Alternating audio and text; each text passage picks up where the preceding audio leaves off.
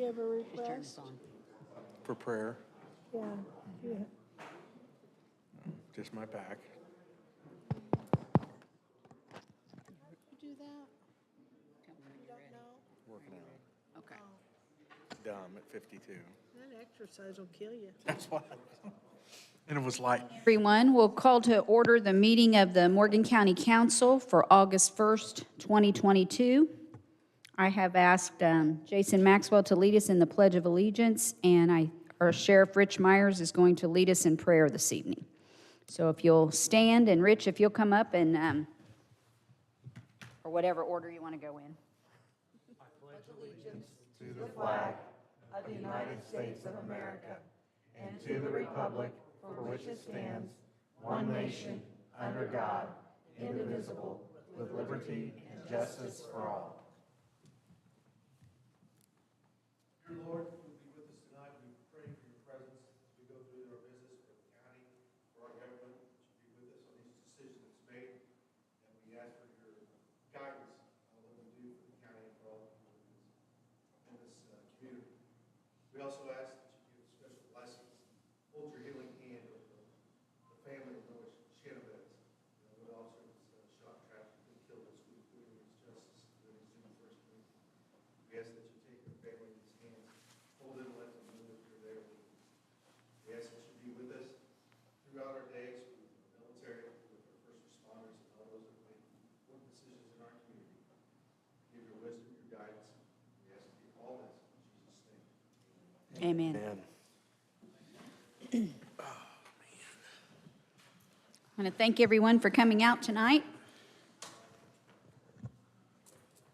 So we have minutes that have been presented to us for the July 5th and also your July 15th joint meeting with the commissioners. Did everyone have a chance to review those? Any questions or changes?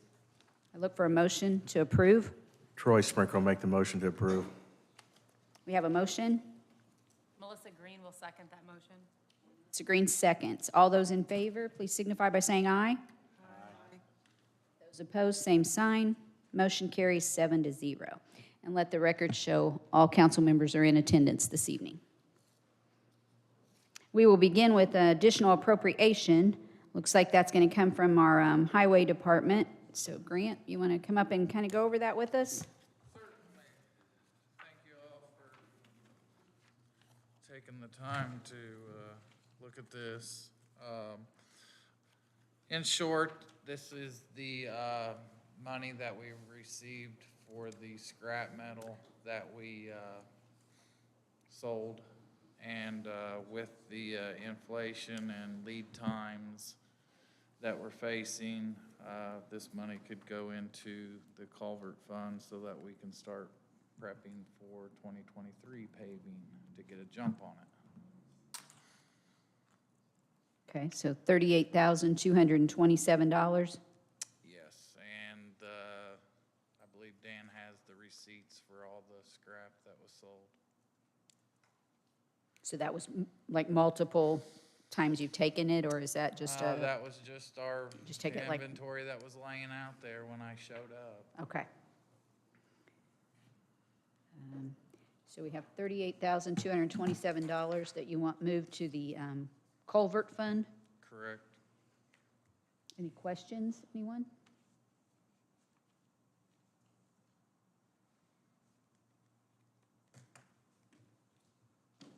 Hearing none, I look for a motion.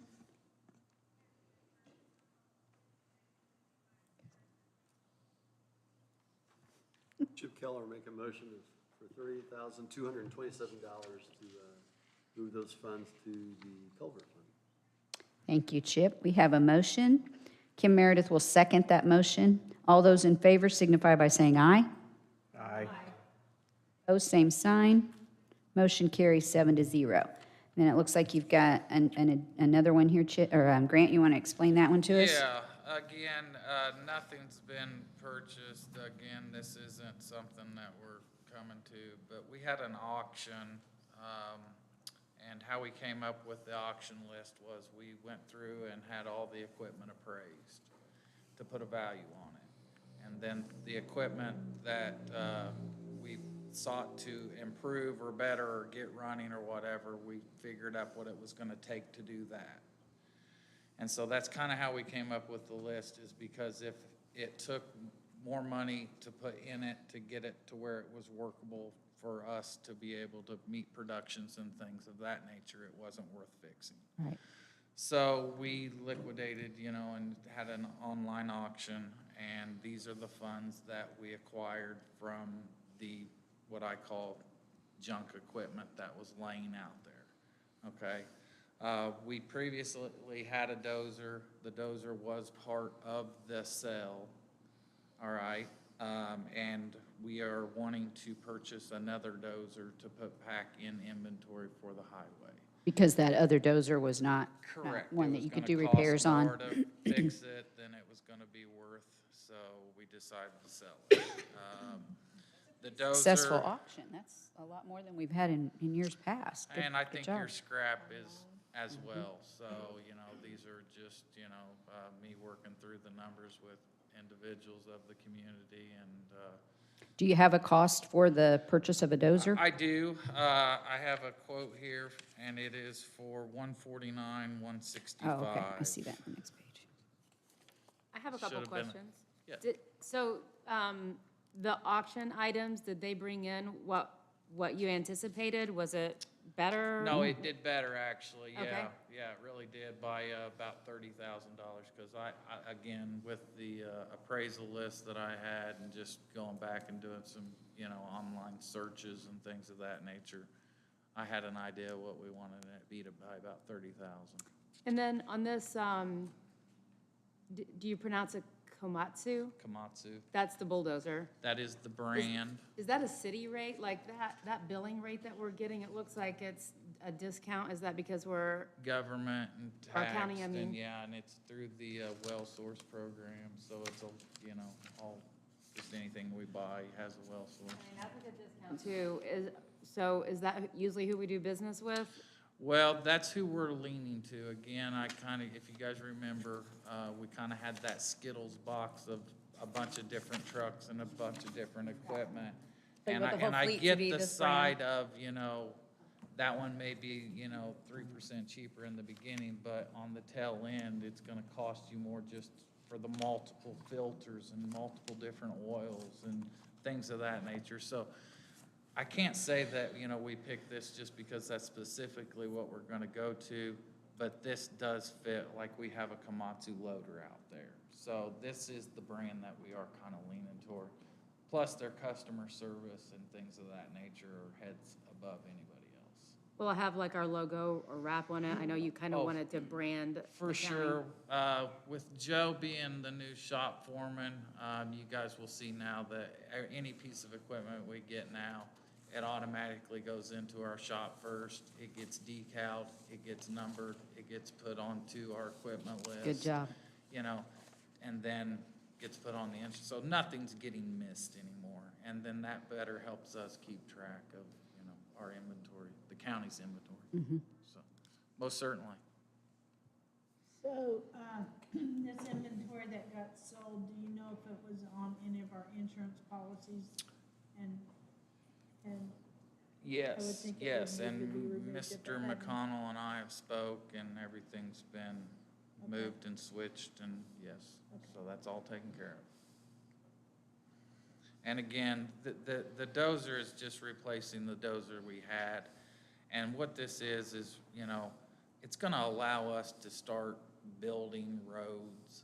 I mean, and this is a piece of equipment that is needed to do that, all right? So, Comparatively speaking, Grant, what size is it? Is it like a 6 or what is it? I'd compare it more to a 5.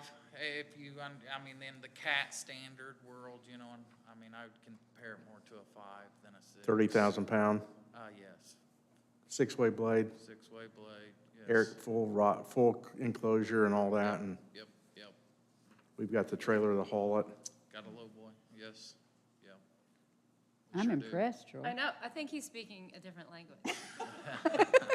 Never done that. Well, showing off. yeah. I'm learning, I learn, believe it or not, I will learn. To have leather coat seats. So, For that price, it should have premium interior, correct? Well, no, I mean, they do have a better package than this, but this is the, base model that also keeps, the operator safe and comfortable and things of that nature. With Well, we this piece of applaud you for the equipment- online auction. That That's has, No, yeah. yeah, and again, I'm not trying to belittle any past administration, but, the days of, having the locals come through and buy your stuff is, you're just getting scrap value for it. Yeah. That's Yeah, not these, no, remotely what the equipment's worth. it's a So, vastly different total there. So was that like an eBay, or was it more than No, eBay? no, it's not like an eBay, but it's kind of set up like that, we give the, people that register to bid the chance to come in and do a hands-feel touch run type situation, and then the bidding starts, and, Like 2 weeks or 10 days? well, you can set it up however you want. We had ours for a 1 day, which was a Thursday, to where, it closed at that 11 o'clock hour, and, yeah, so it was successful, and we will do it again, but we really shouldn't have to do it anytime soon, because we have a maintenance program in place now. So things are gonna last longer, and, this dozer should never see a new home. So probably look a lot different over there. Tremendously, Yeah. yeah. Daily improvements every day. Okay. So the 149 will primarily be coming from the 153. Correct, yeah, and that's just, that was kind of the thought process the whole time, was to take those proceeds and try and buy this piece of equipment, but of course, we need your guys' okay to be able to do that, so. Kelly O'Connell will make a motion to approve $153,582 out of the equipment line under Highway General Undisputed Expenses. Melissa Green will second that motion. All those in favor, please signify by saying aye. Aye. Those opposed, same sign. Motion carries 7-0. Good job. Thank you, guys, appreciate it. Okay, that was our only additional, correct? Thank you. I like that. And it was money made. So I like that, too. Thank you. So it wasn't really an additional.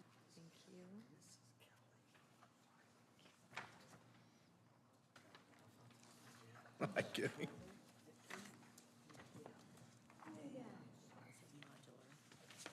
think I've got it. I didn't see that picture. Was that picture in there? That's what the rest of it. Back at budget time last year, we asked for $50,000 to get I really thought the $50,000 would do it for a composting, not a compost, but oh my God, can't even think now what they're actually called, pit toilet. Thought that would do it, but with the prices of everything going crazy, them concrete block, kind of bulletproof buildings, the bids on them come in about $127,000 for one door, one unit. Did you say bulletproof? They pretty much are, Vicki. If you've not seen them, they're solid concrete or they're concrete blocks filled in. He did say that, They're yes. pretty much- Yes, he did. Yeah, You did I say did bull. say I'm sorry. Bad choice of words, but. Bulletproof compost out. But we tried to make them, down in Burkhardt, we've had a little bit of vandalism, so we're trying to make it as secure, as vandal-proof as we can get it. That's why we was trying to go with that type of unit. And basically, the one State Parks has, State Forestry, they're solid concrete units. The new ones are solid concrete. They bring it in on a semi, pick up thing up with a crane, they dig their hoe with either a long arm backhoe or an excavator, and they just pick it off semi, set it in, backfill around it, it's done. The older ones they've got at some of the State Parks Forestry, they're actually block. Some of them's decorative block, some of them's plain block. A lot of them are filled every other run. I actually asked our bidders to fill every run with concrete. Where they can, if they're gonna run into this thing and try to hurt it, it's gonna tear a vehicle up. That's what I was trying to do, to where they couldn't just bust the blocks out. So that's what we asked for, and that's why the bids come in a little bit higher, but not that much higher. We did ask for plain block, not the fancy face block, and they still come in that high. You're gonna see this unit, you're gonna see on the second, you're gonna see InMod right there at the first. But you're gonna see the colored photos, and I kinda let Dan and the other commissioners know last night in a text, or email.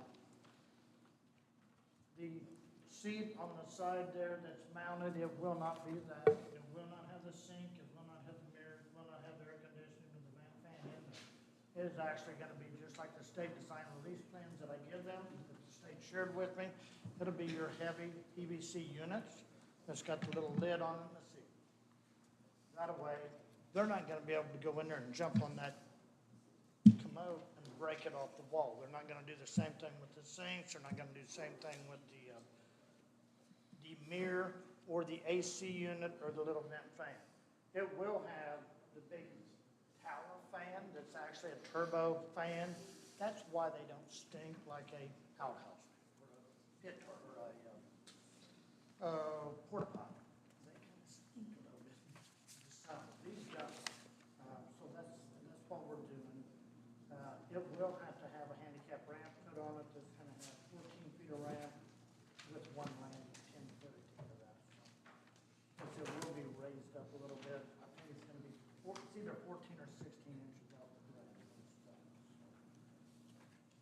You're going to see the next, my order is not the same as yours, but you're going to see the one where it actually shows the north parking lot of Burkhardt Creek. You're going to see the concrete pad. That's a 2008 aerial that shows the two porta pots that used to be there. We're actually going to use part of that pad. So to meet the setback, that edge of that north pad is 32 feet from the edge of the road. It needs to be 35 from the front setback. So what I'm going to do, I'm going to have to go ahead and I'm going to do a saw cut, put a 24 by 24 pier there, put a pier out here, pier there, because this is actually going to be like 8 foot by 20 foot. So it's going to be a little bit bigger. The way that these shipping containers, all the weight is on the four corners you see on that blue one. It will not be blue either. It'll be something more neutral, part color, either a yellowish, dark yellow, or a green, maybe even a lighter brown, but it won't be blue. Okay. And that's something that we can work with them. Commissioner did bless this morning. You will have 2 units though. This unit, you will have 2. So the other one, keep in mind, is going to be $127,000 for one. So we're getting a little bit better bang for our buck here. It will have 2 skylights, one on each side. That way you will have light during the day.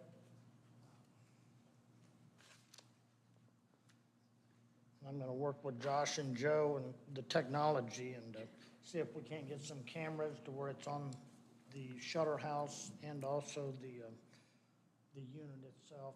I will put a concrete bollard with steel in it. It's going to be one on each side. Just make it a little bit more secure. Those aren't calculated into these estimates, though, right? They're not. Any idea what that additional I did cost? ask for 6,000 though, and you're only going to need, total on this is going to be 55,551. So I did ask for 6, we do have 50,000 in that line, so appropriated for that, so it should be fine, Kim. We're gonna pour them ourselves and Right. everything. I'm gonna have a little minimal money in steel, but not very much. Okay. We'll- But it's I work won't you go can, through the whole six. you'll have people to do yourself, okay. Well, I'm very happy to see bathrooms going out there. Having a little girl walking out there and liking and enjoying that park and then not having a bathroom has not been good. So I am very happy since I've only asked you probably 20 times. I know that. And I mean, to me, anybody out there, and I mean, I've got Yes. people go to church Yeah. with me, they walk it all the Yep. time. rain, It's really nice insurance out gets there. me. I mean, I get it. And I mean, I've worked out there all spring on the bridge a lot. Mm-hmm. It's very unhandy not having that. So there are no bathrooms out there at all now? There has not been since, They were we finally- vandalized. The park board got tired of paying. You tear them up. Ones burn up, driven through, busted up. Turned over. So there's not been, 2018 was last year that you're gonna see on the aerials that had a porta potty.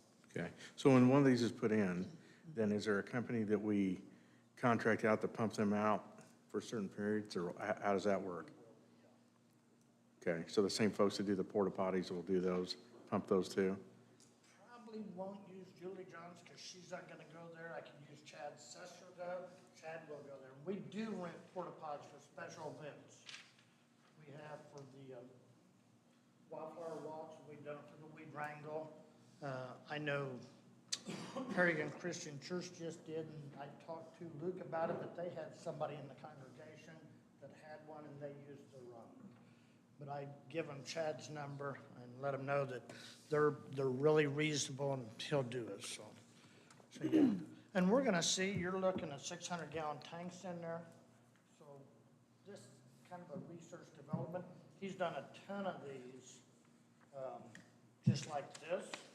He's done, I mean, I know Dan and the commissioners got to see the little video that he put together. I mean, they're making buildings out of these 34 stories high. They got all the glass on them. You wouldn't even think they're shipping containers if you didn't see the frame. That's one of the units up there in place. So they're very good at doing this, but this will be the first, oh my God, I forget. First pit toilet that he's done. So, I mean, that's another reason why we're getting a little bit cheaper. Brian's gonna work with us, and we're gonna make sure that we do this right. Kenny, aside from the air conditioner and that fan, can you just hose down the interior of these to clean them? Is there a drain in the floor? There is not, we will have to go ahead and blow it up with one of the blowers. We've actually got these blowers, the gas pipes, and we Okay, can wash it down right there, I said, we're good with that. okay. And no, there's no drain in the floor, just because you've got 300 gallon on each side. That's why it's raised up a foot. Okay, So essentially, it's more like a permanent porta potty. It's the same, Yes, without the Process. stink. right, without the stink, because we have a fan in the ceiling. Not a fan in the ceiling, you'll have a big stack like they do at the parks. Yes. They're like a 12-inch stack that goes up and Okay. under. Anticipate this being installed this fall then? That's what I was gonna say. If you guys bless it tonight, me and Dan gives the credit card out in the morning, it'll be 30 days. I love it. Okay, I make a motion. I'm very happy also that you found ways to transfer money, not asking for additional appropriation, so thank you. And a So- lower cost option. Absolutely. Yeah. So I make a motion to approve $6,000 transfer from part-time director to contractual services for the permanent porta potty. We have, thank you. We have a motion by Kelly Acala, Chip Keller second. All those in favor signify by saying aye. Those Thank you opposed, so- same sign. Motion carries 7-0. Thank you so much. Any of you want to try your luck at some concrete work, let me know, and we'll schedule you to help. Thank you. Thanks, Kenny. So, Oh, wait, that's, Transfer this, okay, the next item on here is transfer from the Motor Vehicle Highway Fund to the Motor Vehicle Highway Restricted Fund. It's for the amount that you just previously approved for the culverts, the additional. This is kind of a mechanics. The culverts are included in what's classified as construction, reconstruction, and preservation expenses, which is what we try to do in the restricted fund solely. And because the state tracks those expenditures, and it's much easier for the highway department, my office, and the state if we've just got it all in one fund. So now we need to move that appropriation over to this restricted fund. Kelly Acala will make a motion to transfer $38,227 from culverts under the motor vehicle highway and do culverts under motor vehicle highway restricted. Jason Maxwell seconds. all those in favor signify. Anyone opposed, same sign. Motion carries 7-0. Okay. We're going to move on to our second page, which tonight. So we've got before us, we have a resolution regarding a tax abatement. I think everyone received that packet, didn't they? Find mine. And we have Mike Dellinger coming up to explain this to us. David Madsen with EY here this evening. We'll bring David up as well, who's the tax consultant for the project. This evening you have in front of you, we had submitted an SB1 late last week into the packet. At the time, I want to make sure that we have in front of us an SB1 that has the street address of 2723 West Point Boulevard. No, I do Do you not. see that document? No. Okay, so I have those for you. The document that was submitted late last week had an incorrect street address, and these have the correct street address on them for the planning department. Going to give those to us? I Mike? sure. Okay.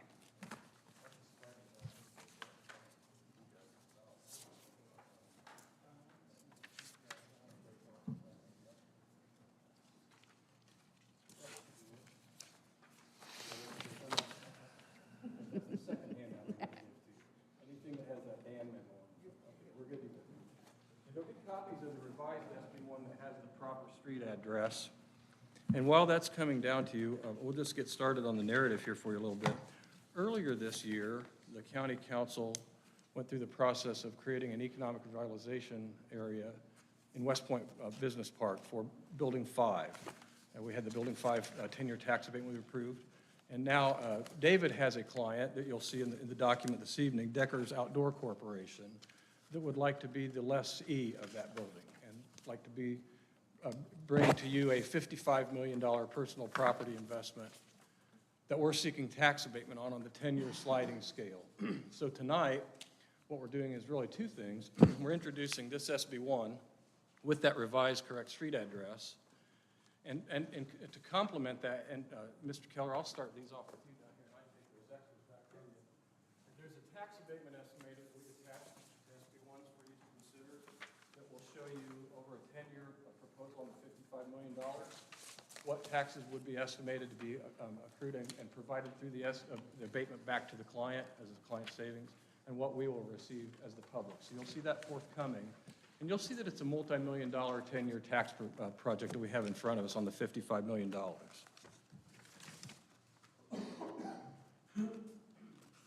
So next in the process, as that's coming to you, I'd like to have David just explain a little bit about the client so he can share with you what this proposal entails, and then we're going to move forward to see if we can't work with you this evening on the declaratory resolution, so that we could then come back in September for the confirmatory resolution, which is the public hearing process. David, would you like to share a little bit? Sure, thanks.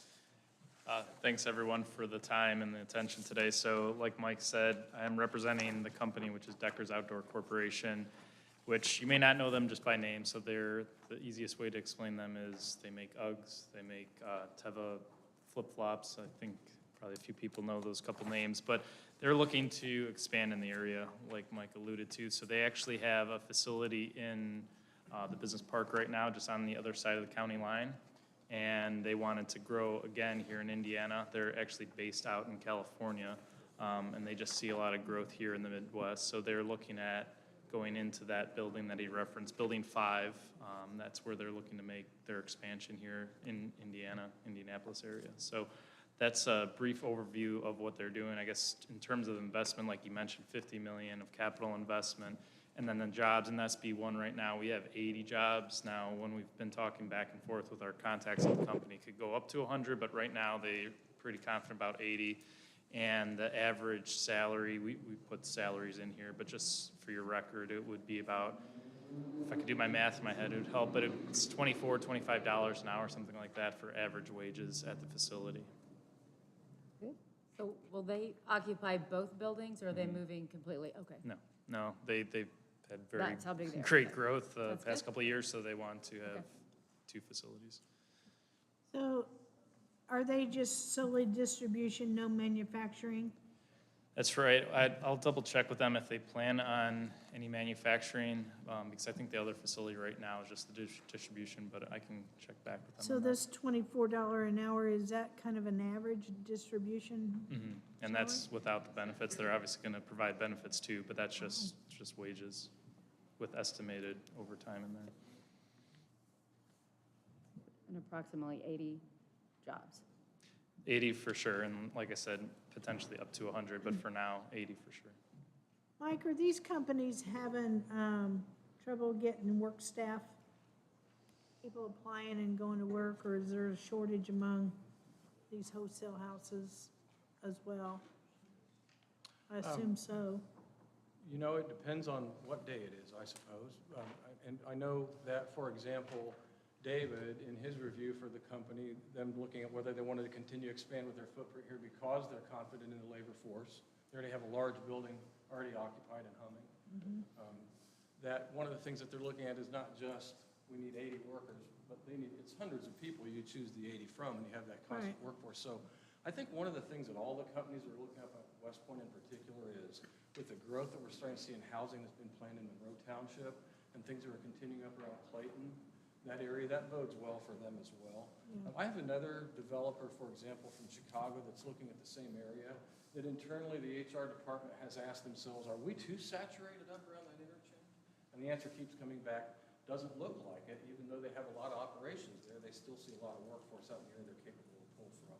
And like we noted when we did the tax abatement for the real property, this will pull from about a 7-county area when you consider Putnam, Montgomery, Hendricks, Boone, Marion, Morgan, Owen.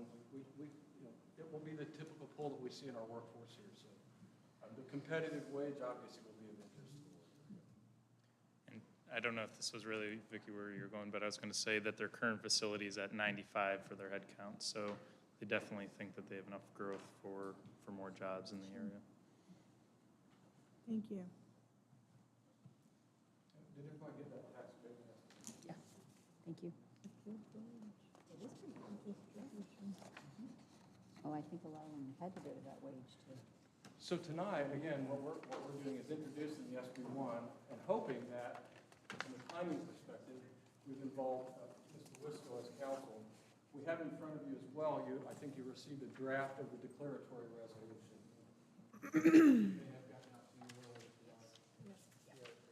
So what we're hoping is tonight, even though you've just seen the corrected SB1 this evening, and you would just be reading this draft of this declaratory resolution tonight, but since the declaratory resolution is not the public hearing side of things, it's more like the fiscal committee side of things. If you would take what we've given you this evening and be confident enough in that we could approve the declaratory resolution tonight, then come back to your September meeting and have the public hearing for the confirmatory process. And that way, Deckers can lock themselves into the building. When the building's ready next year, they'll be ready to slide right into it. Is that a fair assessment? It is, yeah. Does everyone understand that process? Do you have any further questions for Mike or? Not for Mike. Did Mr. Wisco get a copy of this? Did you? Yeah, he brought the Okay. updated copy.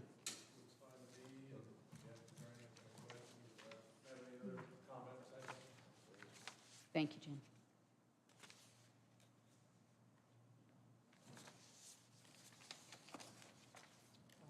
Anyone have any other questions before we look for a motion? Okay, so I think it's been explained to us that what we're doing this evening is just approving the resolution. Do we have a Is it- resolution number? Oh, yeah. It'll be 2022-8-1B. 1B. Okay.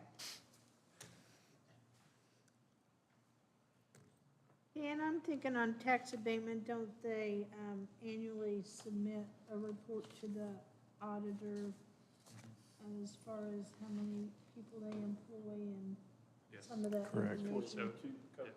Annually, It's an correctly. annual CF1 that we work with the tax abatement recipients in the county to ensure that that compliance report's completed for the fiscal body.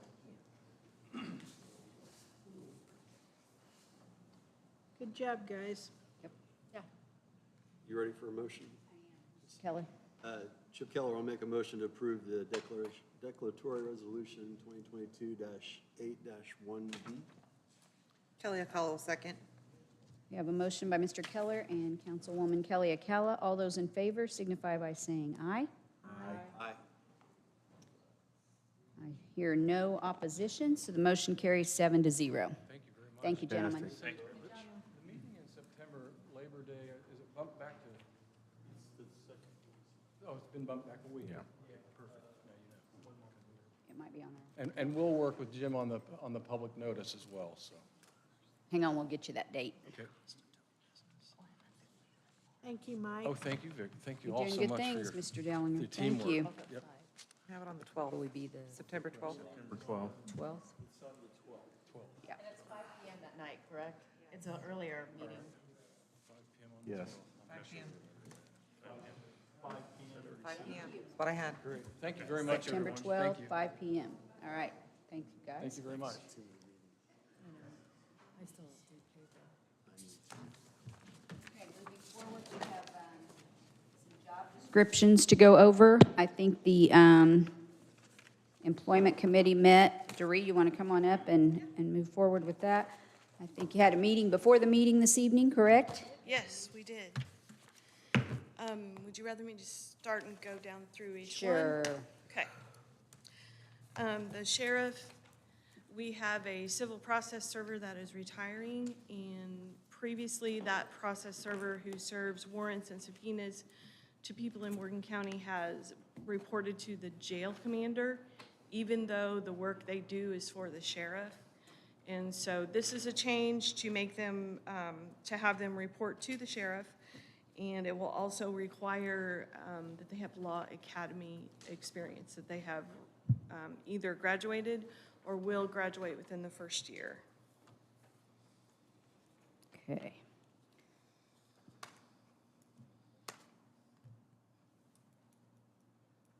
Anyone have any questions on that change? All right, want to move forward, or do you want to vote on these one by one? That's up to you. I say we move forward and vote all of them for the description changes Okay. together. Thank you, Kelly. Go right ahead. The next one, the recorder, by Indiana state statute, there are some positions such as the auditor, the treasurer, the recorder, the surveyor. They can have a chief deputy, which makes approximately 75% of their salary and has a lot of responsibilities and can make decisions if the elected official is out of the office or unavailable. So the recorder came to me and asked me if we could do a chief deputy for that office and then also an assistant chief deputy. And so what you have, the next one is the assistant chief deputy, and she did change the duties a little bit, which took that person, that job into the next category. So that would be going from COMOT 2 to COMOT 3, which is a little bit more money. So that's a part of it. I don't know if you want to wait and do the chief deputy later, or the chief deputy is by code. That is something that we can do by Indiana, yeah, by Indiana State Code. The other one is not, but the recorder is requesting that as part of the changes in her office. And it's in line with what other departments are doing by having an Correct. assistant chief deputy. Correct. So we're being uniform across all departments. Are we changing salaries mid-year? It would, right? I don't want to do that. It's my understanding that this is a change which is to be brought to you guys at budget time. So then that would be effective January the 1st. So the description changes are not going to be effective till January 1? That would depend on what you guys would like to do. I think that's the better I way to think do this it, too. person is already doing those duties, but we've also had that situation before. That's what I'm saying. We've had that situation before, and we don't. You don't do that. Thoughts?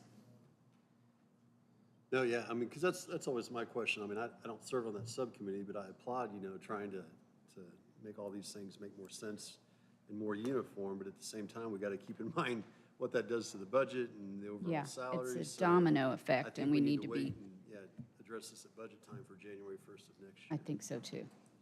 If it's going to change the salary, Yeah. I mean, We can put that stipulation on effective January 1st, correct?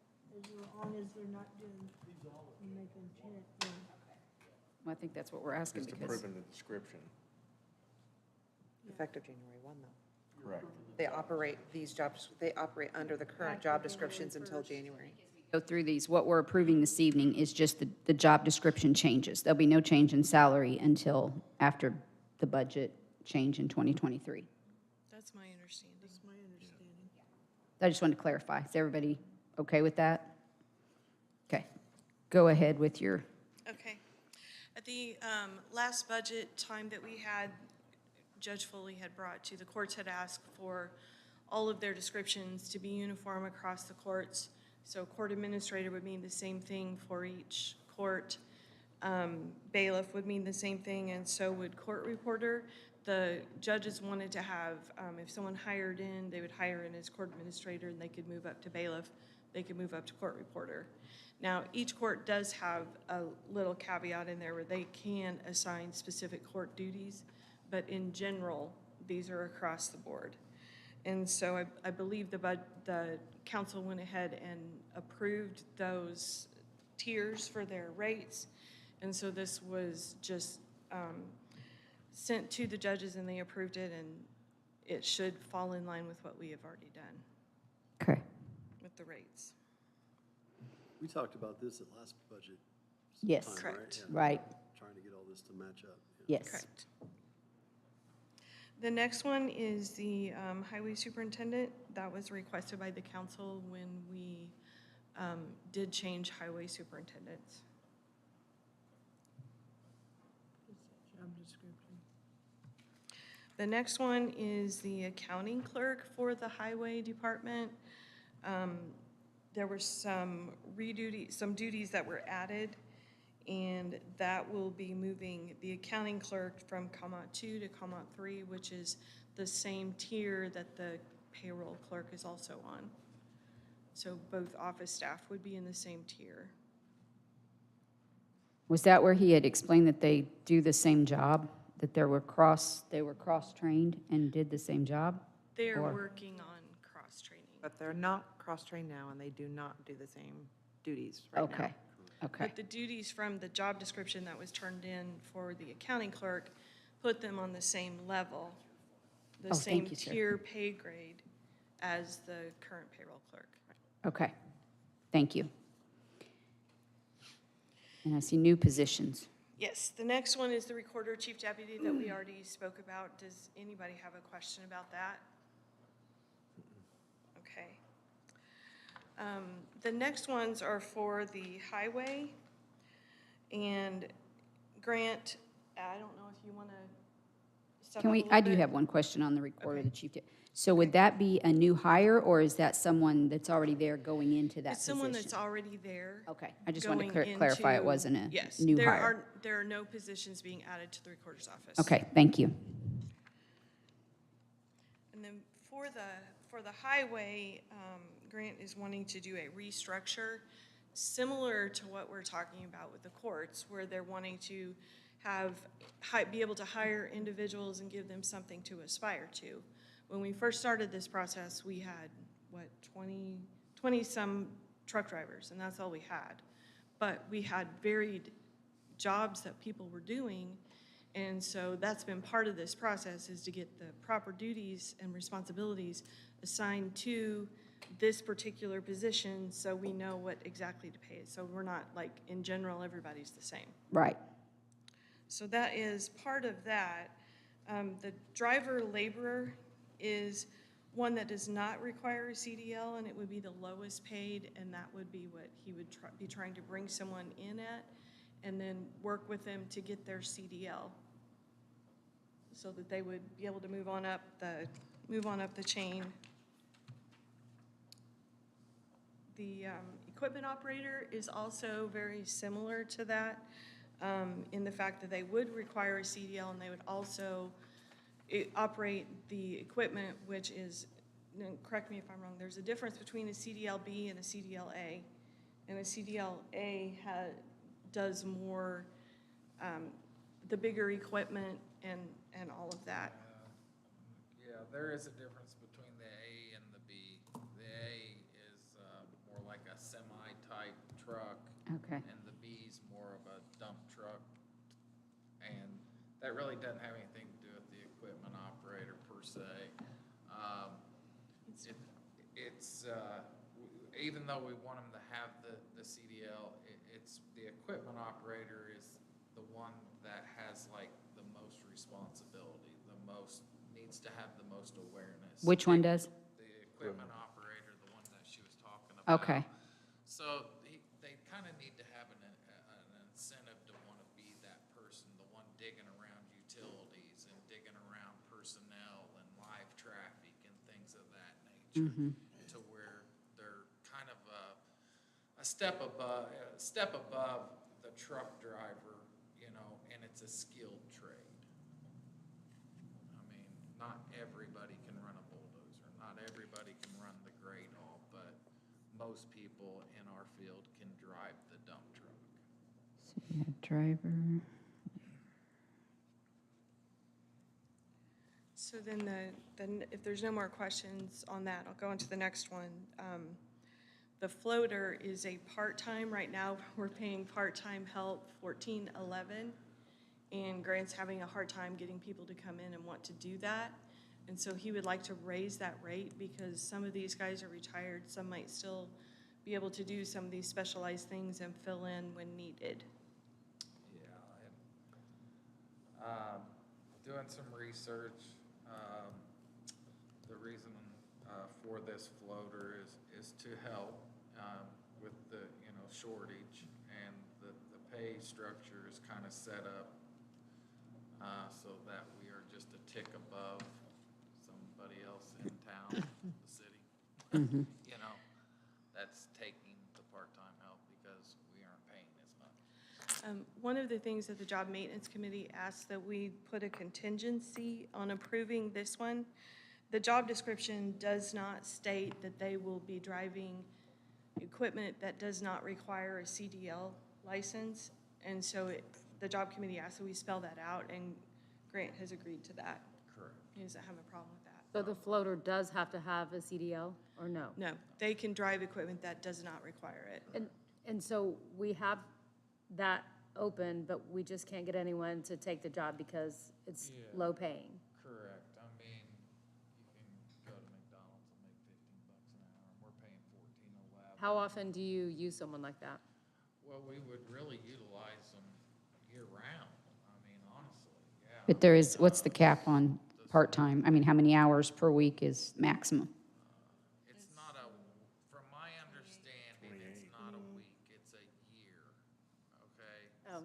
So it's as long as Accumulative they throughout don't the year. surpass in the year, I forget the And of number. course, the cap on correct. that budget Yeah. line So item, of how we much use is a So budgeted. they rolling can 12 work- months. They can work 40 hours a week, but they can only work 40 hours a week for so many years. It would need to be the equivalent of 28 hours a week, once you spread it all out. Right.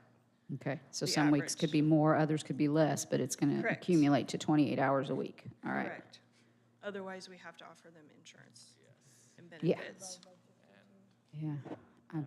And with the raising that rate higher, do you have enough, how much, do you have in that line item budgeted Well, we put that in. for the next year's budget? Yes, correct. We did. So how much are we thinking of offering per hour? I've asked for 19. I think Wendy's is 16, so you're right up there with them. That's crazy. Yeah, I mean, It is crazy. We're asking people to come out in the elements. Yeah. And so, you know, they're not in a warehouse, you know what I mean? This is a skilled position, I mean, to where you need to have the people with the right mindset to be able to do it. So then the last one is sign shop manager. This position is currently vacant. We were filling it with a truck driver that was being paid truck driver rate, that it didn't really have a job description that explained what it did. And so Grant has done a lot of research and is wanting to change this position so this person is a little bit more proactive to signs that need placed and where they need placed instead of reactive. And so it requires some more skill, computer skill, and a lot of that. So we need a specific, with this person and how much time this job takes, we need a specific job description for this position. and we don't have that yet? We do not. Okay. And then, do we have equipment to operate We do. We have sign-making equipment, yes, we do. that's operational? It's a little outdated, but it's getting us by. It really is. And that's It's what we not use something- currently? That's what we use currently. It needs some updating, but again, I've asked for you just take a drive through the county, and our signs look horrible. I mean, they really do. They're faded, they're bent, some of them are old, some of them are new. We don't really have the best inventory on them. This is a full-time job. I mean, it really is. And, just with the new roads we're taking in, being able to keep up with the maintenance on those, let alone the existings, and this is an important Do we step. do ours now, or do we purchase them outside of here? We do them? Yeah, Okay. and, I mean, the specialized ones, we don't, but like if we're making a road name to where we cut the vinyl out, we do that. But like if it's a picture of a deer or something, we're buying those. Okay. A few years ago, we had money, we did like a sign reflective study, or, Correct, yeah. And we have the reflective gun Yeah. down there, and again, it's not being utilized. And so we have a lot of signs that aren't even in compliance. you might explain that to some of our new. Yeah, and again, I wish I could speak a little more clearly on it, but the signs that are posted out there, like your stop signs and street signs, they're supposed to have a certain percentage of reflectivity, and we haven't been keeping up with that. So they did buy the equipment to read the reflectiveness, but it's never been implemented. It's never been put into process. I mean, and again, all these things that we're trying to accomplish, this isn't something that I created, this is something that's most generally nationwide is already implemented, I mean, it's a chain of command, it's a policy, it's a procedure, it's a structure. I mean, it works. I mean, that's the reason people use it. So, I mean, it just needs to be put into Yeah, put to work. yeah, and so, the sign guy, if he was to somehow miraculously get caught up with all the signs in this county, plus installing new and the ones that are damaged, it's not to say that he can't come over to the shop and help out a little bit, you know what I mean? That's the mentality, that's the type of atmosphere we're trying to create at the highway, is just jump in and get it done. So you don't have someone that does that now, or you do have someone that's been doing signs? So who's been doing them up till now? A truck driver. That turned in his Yeah, I mean, resignation I think about a if month you ago. Okay, okay. notice, I mean, we use the word truck driver a lot because that was what Everyone's everybody was, title. so the guy that got hired in day one was making the same money as a guy that was there for 30 Gotcha. years. Okay. Everybody was a truck driver. So I'm looking under the duties and responsibilities of this position. Is this like someone who goes out and installs, we have a vehicle that they would use, like, so there's something available. Is this a one-man job, or like, is he taking help with him? There's gonna be times that, some of the big dual posts on, he's gonna need help with those, but the majority of this is just an individual, Yep. Truck driver. driving A truck around. driver will go with him. I mean, and we get a lot of calls that, a stop sign's been stole or hit. Right. Or, we get a lot of sign damage throughout I the could see weekend that. to where we gotta go out and put up, because we have a time frame that we have to have a temporary stop sign put up. And watching for vegetation overgrowing the signs, which is Correct. also I know, a I big saw the problem. one. This Trimming guy and- will do is be Yeah. able to spray around the signs as he's, it down. he'll have the truck and the equipment, and it's just part of what we're lacking. I mean, So what wage are you thinking on that position? I forget what I requested, to be honest. I Well, don't have that in front The of me. your study book. came back at the truck driver rate, the equipment operator. Right? Hang on. Grant, I was just curious.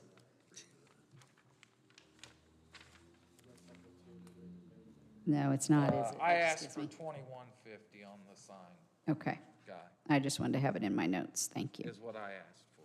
When you were coming up with all this restructuring, did you talk to any of our neighboring counties or other counties, or like, where did you get your ideas That's all to do this? public information. I mean, they know what we're paying, we know what they're paying. trying to get competitive. I mean, they're taking our guys and we want theirs. I mean, you know, it's just, that's same thing as I did with the part-time wage. Nationwide, We've got everything. local firemen and things of that nature that would love to come mow, but why not go to the city and get $18.50? Didn't I hear recently that you've been going around job shadowing other counties? Yes, ma'am. Thank you for doing that. Yes, I always found out that you could pick up little yeah. things along the way that And made it we're- beneficial. We have invited counties over to us now, so the rapport between counties now is where it should be.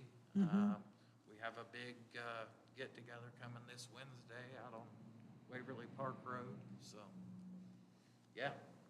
Before you step away too, I just want to say thank you. I was contacted by a citizen last week about a roadway and some of the side weeds that had upgrown and the speed on it. And I contacted Grant and Tony, and within half a day, they'd already reached out and made contact and contacted the sheriff. And so I just thank you for your responsiveness Guys, and we're addressing the getting it. taxpayers' questions. We appreciate that, Chip. I mean, but this is truly a massive undertaking. We are totally revamping your highway department. I mean, and it's gonna work. Off subject, but I did notice new plows. Are those new plows or painted plows? Yeah, no, they're new plows. Yeah, we've got 4 new trucks and we were putting old plows on them. So we're trying to get, to when we purchase new trucks, we roll over because the plows we got now, Yeah. we're having more downtime with welds and cracks because they are abused. with And that the was in the salts. budget already to replace That's those? already. Okay. You still got that bridge beam out there? No, I it's still have installed. 4 bridge beams. Pardon me? I still have 4 I-beams Okay. that I don't know. You want one? No, I just, One got installed, right? Oh, yeah, we did get 41 installed. Yeah, so I've got 2 on the ground still that we have plans to get installed. that was a lot of And then money on the ground. Yeah, and the I-beams, which I think you're referring Yeah. to, is, we'll find out. All right, any questions? Happy 1-year anniversary. Yeah, thank you. It's coming up here soon, yeah. I mean, and I appreciate you guys, your patience. Like I said, this is a huge learning curve for me, but the things that I'm bringing to you as far as this structure and these policies, guys, this is what 90% of America uses. This isn't something that I created. It's something that I've implemented in a few companies throughout my days, and we've made multi-million dollars doing it. Yeah. So this works. Thank Well, you, Grant. We appreciate your Thank hard you. work on it. I just want to elaborate a little bit more. The sign equipment, the high-intensity background is very important. A lot of the signs are very, very outdated, faded.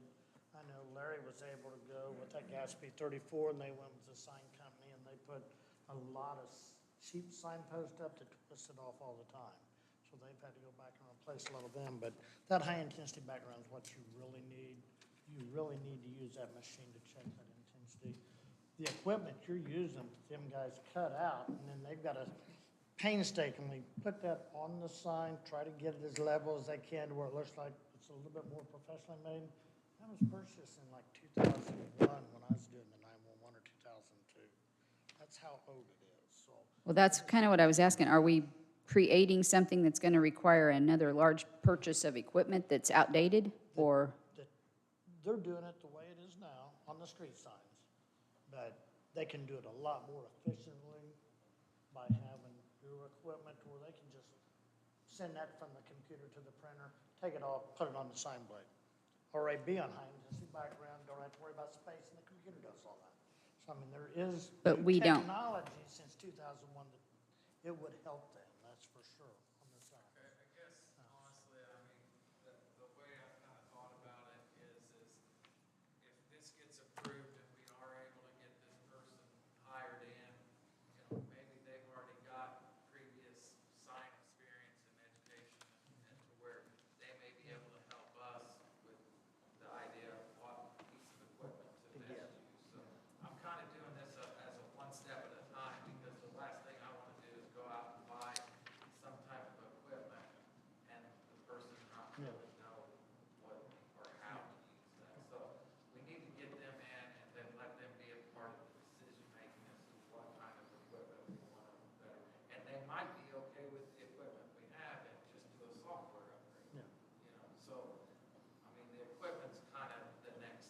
Right.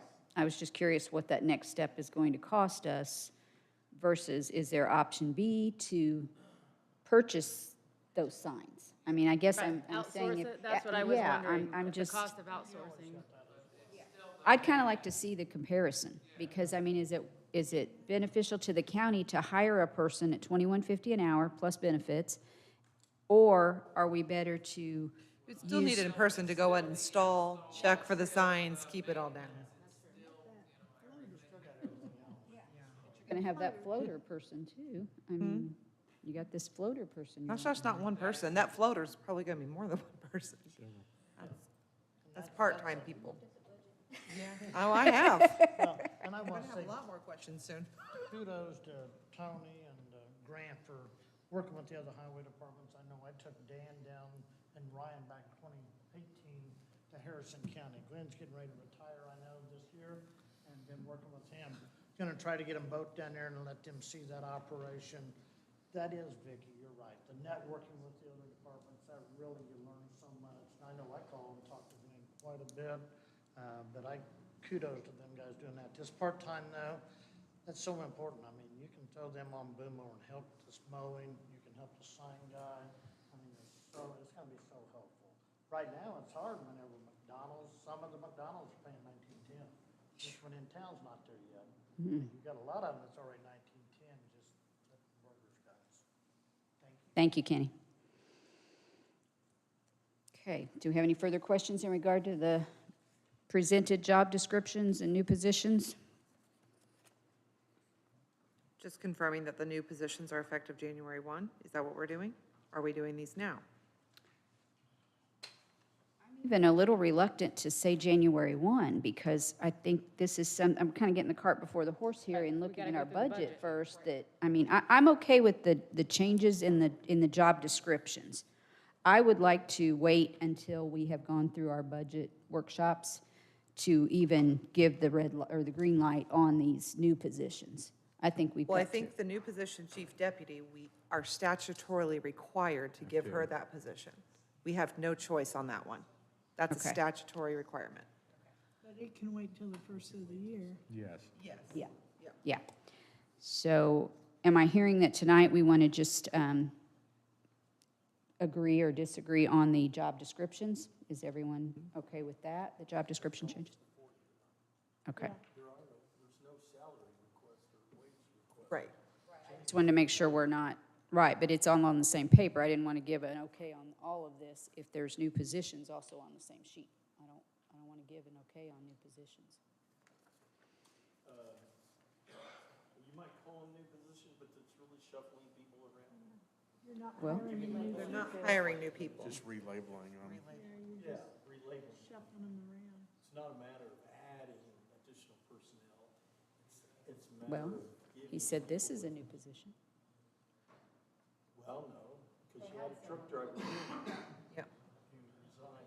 We're going to give them new titles, but we're not currently changing their salary tonight because they haven't requested that yet.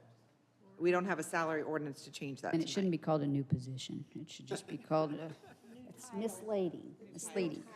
Yes, let's call them new titles. Yes, new job titles. Okay, so before us tonight, we have job description changes and job title changes. Correct. And do we have any questions before we look at that? Is everyone in favor of these changes? So I look for a motion to approve the job description changes and the job title changes. You need a motion, right? Yep. Vicki Kivett makes that motion? And Kim Meredith will second. All those in favor? Aye. Opposed, same sign. Motion carries 7-0. Thank you. All right, Dan, what else did we have? Set my paper down. No, you can talk. You go, here, take the mic. The next item on the agenda is the review of the max levies and the property tax cap credits. This is a requirement in the code for the county council to do annually at this first meeting in August.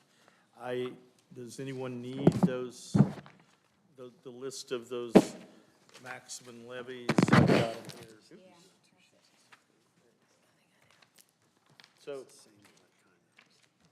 what this entails is for you to make a recommendation on the max levies.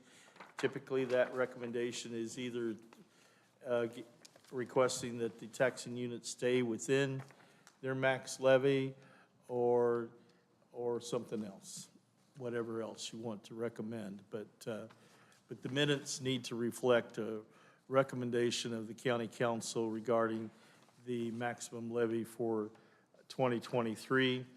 The allowable increase in max levies for 2023 is for the most part is 5%. There are a couple that are a little different because of some permanent or one-time increases allowed to their max levy. Baker Township on their civil, they're allowed 9.7% for next year. Madison Township Fire is allowed a 6.4%. The Monroe Township Fire District is allowed a 176.8% increase. That's a one-time permissible permanent increase to their levy that they petitioned the Department of Local Government Finance for, as well as the previous increases that were more than 6 or 5%. But that's what's before you, and what the property tax cap impact is. That's something that is really not significant at all in Morgan County, due to the fact that Morgan County property tax rates are well below the cap. These amounts that are on this worksheet for the tax caps credits, these are the over 65 property tax cap calculation. If you're over 65 and you meet the income and the assessed value limitations for your property, then you can file an application in the auditor's office, and as long as you prove your income and your age, you will be allowed to have a property tax bill that cannot increase more than 2% year over year. And so these dollars are the dollars generated from those caps. But that's, in Morgan County, that's pretty much the only caps. You know, there are property tax caps that if on a homestead property, the property tax bill or net tax bill to the taxpayer can't be more than 1% of their assessed value. Then on personal property, agricultural property, the limit is 2% of the assessed value, and then for all other properties, it's 3%. We have historically only had each year about 1 or 2 properties that go over the 1%. And so it's not we're very fortunate in Morgan County. In addition to all the other struggles and challenges that we have with budgets, we don't also have to put in that mix the fact that the property tax levies that you're allowed to have for a unit, that you're not going to collect it because you're going to lose it to being over the cap. We don't have that. We don't have that added complication here in Morgan County. But we do have individuals that do qualify for the age deduction or age cap. But those are people that are of lower income and lower assessed values. And so it helps them out tremendously. So I'm aware that Monroe Township's trying to make some drastic changes in their fire protection Is that something that then their board's already approved and it's It's just something their flowing? board already approved. They started the process last year. And what this is there's a provision in the statute, Indiana law, that if your population growth is greater than 6%, you then can petition the Department of Local Government Finance for a one-time increase to your levy. And Monroe Township met that parameter, and so they petitioned and were granted a one-time permanent increase. House Bill 1065. A discussion out that way. No. No? Winter sailed through without a peep. No real issues. They didn't have any, I don't think anyone really understood what was happening. That's correct. That's what I told them.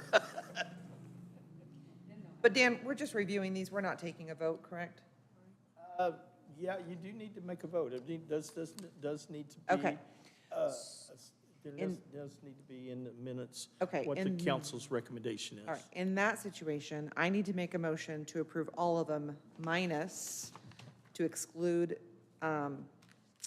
Monroe. I want to do that one separately because I need to abstain from that one.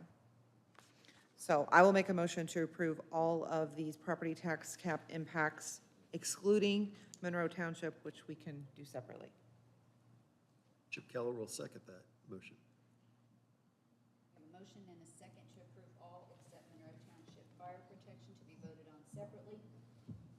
All those in favor signify by saying aye. Aye. Opposed, same sign. Motion carries for all parties except Monroe Township, 7-0. Vicki Kivett makes a motion that we approve the rates as reflected for Monroe Township Fire Protection District. Melissa Green will second that motion. We have a motion to approve Monroe Township as presented by Vicki Kivett, seconded by Melissa Green. Those in favor signify by saying aye. Aye. Opposition and abstention. I'll abstain. Cal abstains, so the vote is 6 in favor, 1 abstention. Thank you. Well, anything else on that, Dan? We good on that? That's all it is. Okay. So next, we're going to move on to the overview of the 2023 budgets. So I mentioned that I wanted to just have an overview of the budgets and that I would going to focus in on the budgetary financial statement that I sent to you all, just to point out a few things there. The first thing I want to point out is the fact that I just before this meeting started, literally just before this meeting started, the state released the local income tax estimates or actually it's their guaranteed distributions for next year, and so I certainly didn't have time, nor has DLGF had time to calculate the allocation of those income tax amounts to the various funds. And so once that's done, there will be the next of what will no doubt be many updates to this financial statement during the budget process. But that's the first guaranteed one that I will send that out to you. And so the numbers that are in here for the budget year 2023 for the 2023 lit dollar amounts are the exact amount that they are for 2022. So those amounts will be updated. The one thing I can tell you is that the 2023 local income tax distribution amounts are up a little bit over 2022. So those amounts will be a little bit more than what they are on this financial statement. Not probably a great deal more, but a little bit more. While I'm talking about the lit, I will go, if you'll go to page 2, we have if you remember earlier this year, the council approved allocating part of the levy freeze lit over to a new lit dedicated to PSAP fund, and that you voted to allocate 5 cents from the levy freeze over to this new fund. And on page 2, I have included that fund. On the budget line item that's down on the bottom of the page, the $3,014,029, what that number is, that is all of the PSAP budgets combined. So I was trying to decide on a beginning point to where to begin, knowing full well that you're not going to get that kind of money in lit to fund that. What I do anticipate the county receiving is somewhere in the neighborhood of $900,000 to $1 million. It's probably going to be closer to around $950,000, but that's an estimate right now. So that's going to fall short of that $3 million, and I knew it would. I'm just trying to get it to council at a beginning point. Though, as we look at what would be good fiscally to use that lit dedicated to PSAP fund for, I believe that, for one, should be serious consideration given to fund part of the PSAP personnel fund. That is the fund that the city of Martinsville has been making payments to the county, and that's been the revenue source and the funding source. If you look there on page 2, next to that lit PSAP fund, you'll see that the estimate right now with the budget request, that it's estimated to go negative by $189,000. So, and I don't know what the future is as far as the city sending the county any more payments next year. That will definitely be a discussion item. Another area that needs help, either from reducing the budget or finding revenue to fund the shortfall, is on page 2, that second fund, the statewide 911 fund. You'll notice that it's negative $405,000. And so they're either through budget reductions or bringing other revenue in to that fund will be needed to get that fund out of the estimated negative position. The other item that I think would make sense to use the lit PSAP fund for is the budget that's in the lit public safety fund for dispatch or PSAP.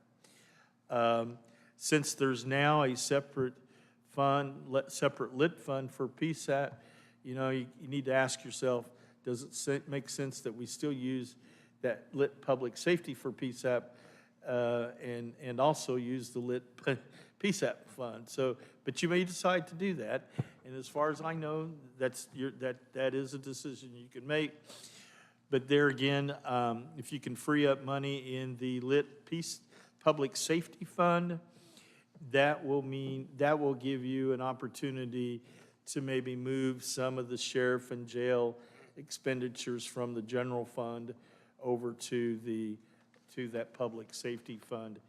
And if you haven't noticed, you'll notice on the first page, the general fund definitely needs help. So that's now my process.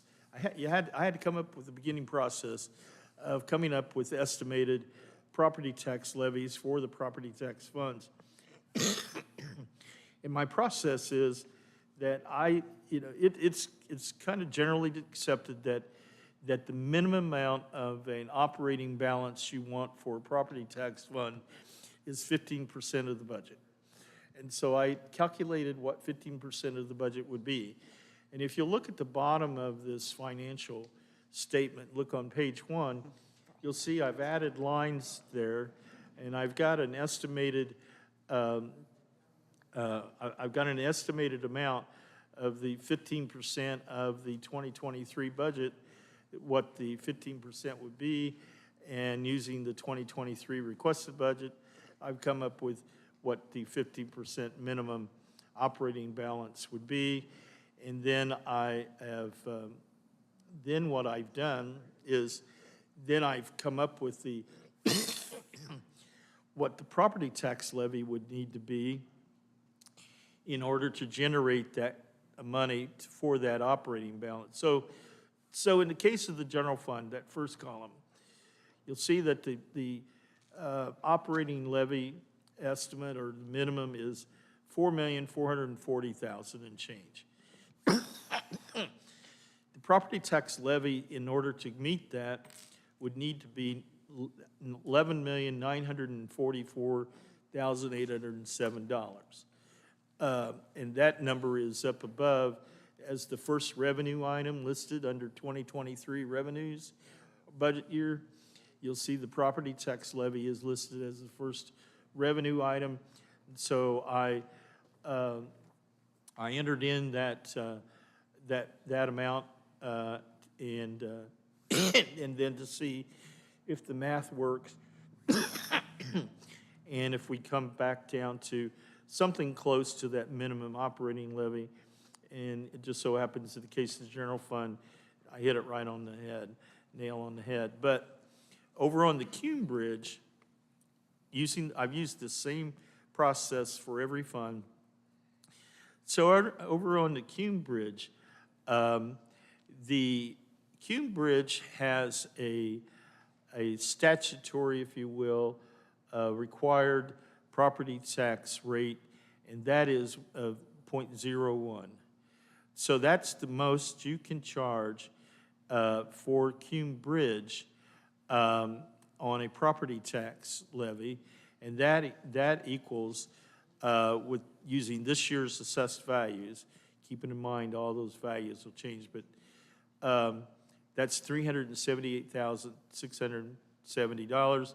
So that's what I entered in for the 2023 property tax levy. You'll notice that when you enter that in, that's not sufficient. That the estimated December 31, 2023 cash balance, that is one and the same as the operating levy or operating balance. And you'll notice with that $378,000 property tax amount that you would end up with the $38,160 cash balance at year end in 2023. And what you really need for minimum there is $96,656. So that means that you either need to reduce the Cume Bridge fund budget, or you need to move some of those expenditures to some other fund, because the most you can generate or most you can charge is $378,670. To change that 1 cent requires reestablishment of the Cume Bridge fund, and that time has passed. When was the last time we did that, though? Was it a while Many ago? years. Many years ago. Many years ago. Okay. Next fund is the Cume Cap. The Cume Cap is like the Cume Bridge in that the rate is set and fixed, and the rate for the Cume Cap fund is 0.0287. That generates a levy property tax amount of $1,086,782. So I enter that as the property tax amount to be collected. And you will see that with that amount, we come up with an estimated December 31, 2023 cash balance of $2,722,808. And that's well above the minimum of the $245,000. So we're good there. EMS, the property tax amount needed to get to the operating balance is one that you can charge, the $2 million. The PSEP operating the same way. And with the health Health fund, actually, the minimum operating balance for the health fund is $122,973.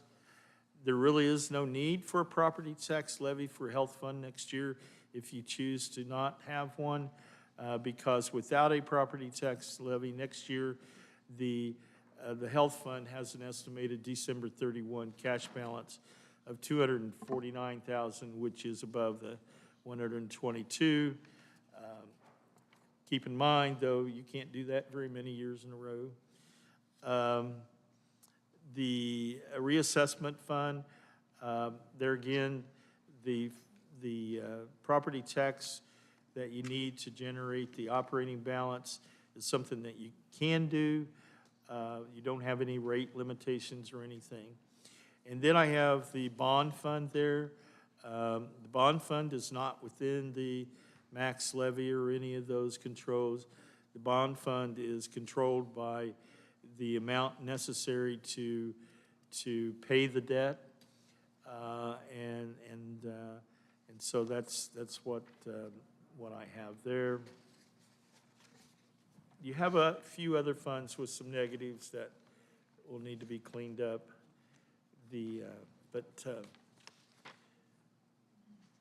If you have any other questions, that's as much into the weeds I will get, unless you want to go further.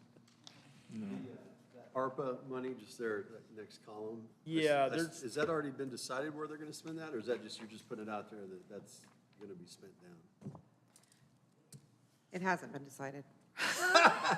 First meeting is, first meeting's this week. I've talked to a lot of other counties, and it's, by no means is it across the board, this is how they handle it. But I talked to a few where they said, we want to appropriate the money, we'll put a process in place, we're going to spend it, but we don't want to come ask for every little project along the way. You guys may not decide to do that, but that's what we've asked for. And is there any more clearer picture of what it can be spent on? Oh, yeah, it's Okay. very clear, So it's very clear. just Okay. detailed, lots of rules. Yeah, as long as we understand. Okay. At a minimum, the one thing you will have to do is you will have to reduce their request by $164,000 because they have requested the full amount of the ARPA money, and there's already been $160,800 appropriated. Right. That's just clear.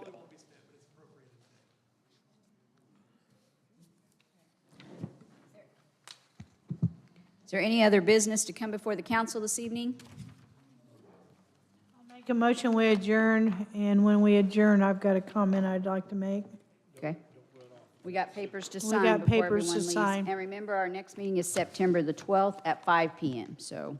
No, August 15th. Oh, well, yes, I'm in our September meeting, yes, I'm sorry. We got lots of new meetings in between now and then. That's right. Get excited.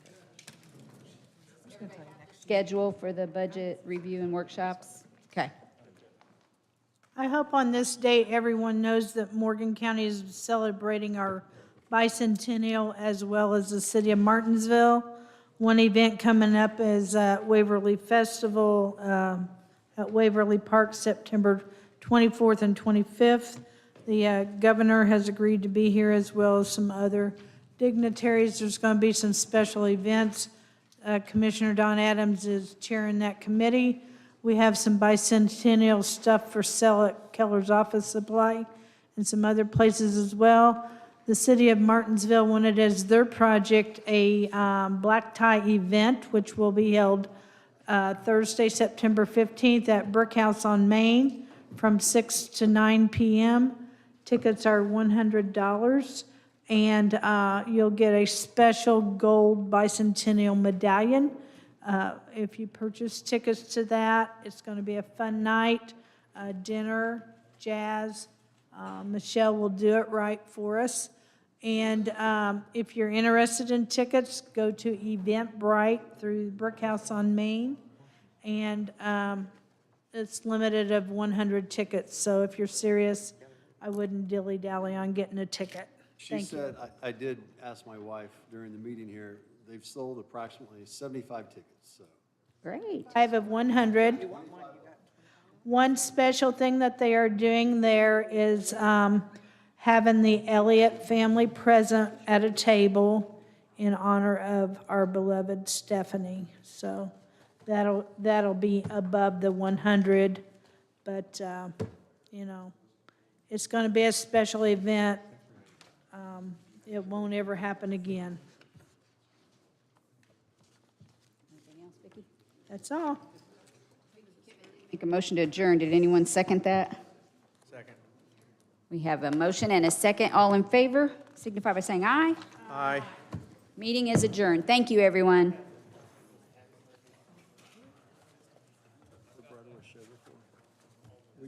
We got sticker Hey, shock, so we went Debbie. a couple weekends ago for an anniversary trip.